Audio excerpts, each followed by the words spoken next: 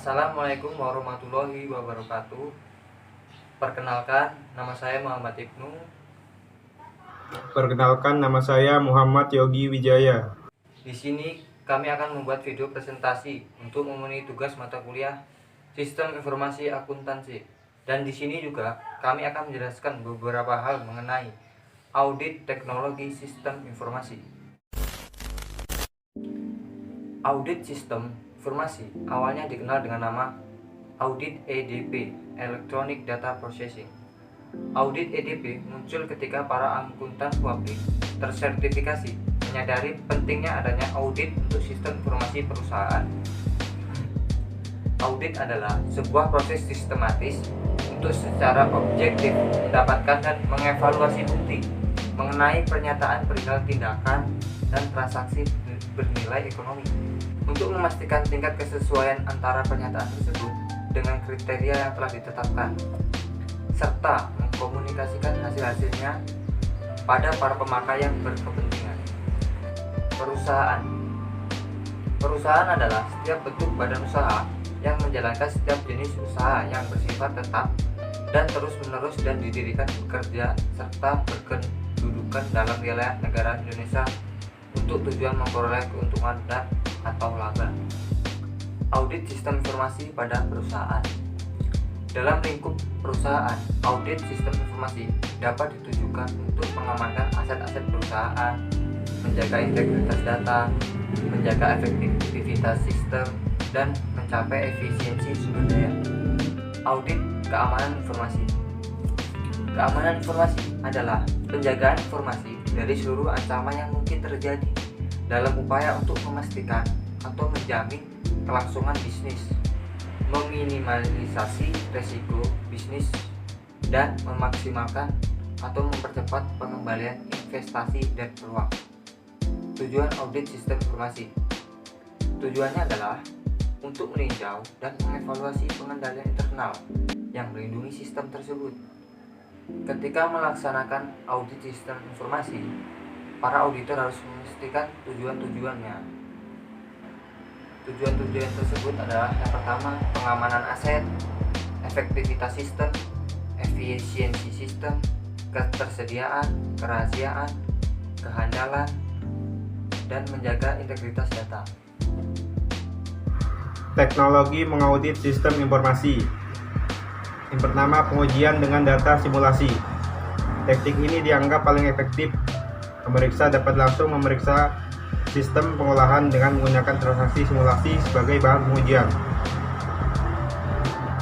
Yang kedua, pemanfaatan fasilitas pengujian secara terpadu. Teknik ini merupakan perluasan dari teknik pengujian data. Transaksi simulasi digabung dengan transaksi sebenarnya dengan cara memberikan suatu kode khusus. Yang ketiga, simulasi paralel.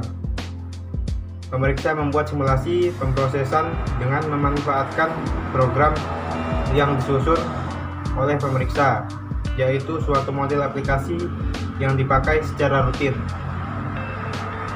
Yang keempat, pemasangan modul pemeriksaan. Pemeriksa dapat memasang suatu modul atau program pemeriksa ke dalam program aplikasi untuk memantau secara otomatis sehingga dapat terhimpun data untuk keperluan pemeriksaan.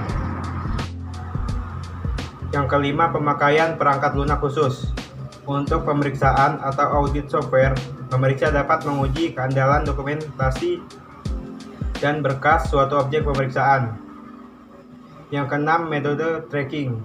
Pemeriksa dapat melakukan penelusuran terhadap suatu program untuk menguji keandalan kebenaran data, masukkan dalam pengujian ketaatan. Pemeriksa mencetak daftar instruksi program yang dijalankan sehingga dapat ditelusuri apakah suatu instruksi telah dijalankan selama proses. Yang ketujuh, metode pemetaan atau mapping. Pemrogram dapat memasukkan kode-kode tertentu yang tidak dikehendaki yang disiapkan ke dalam program untuk kepentingannya. Selanjutnya, jenis audit sistem informasi.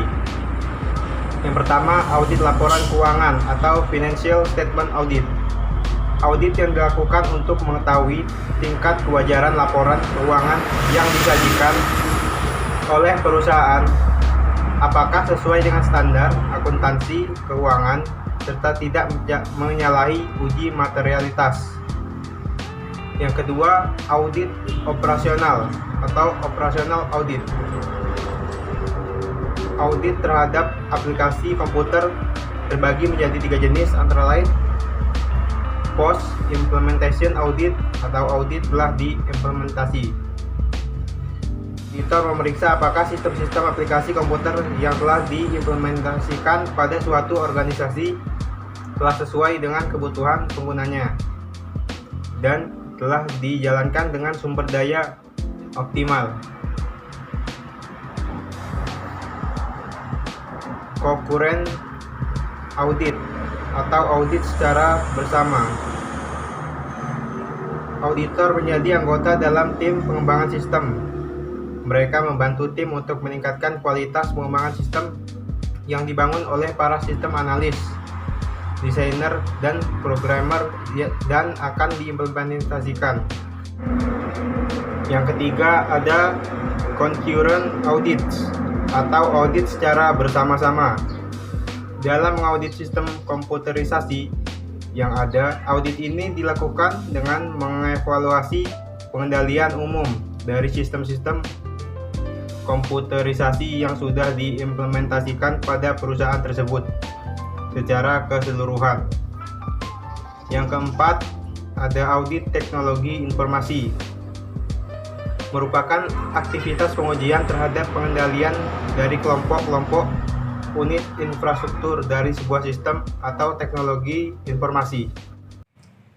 Sekian presentasi dari kelompok kami. Mudah-mudahan yang kami sampaikan dapat bermanfaat bagi teman-teman semua. Kami ucapkan mohon maaf apabila terjadi kesalahan.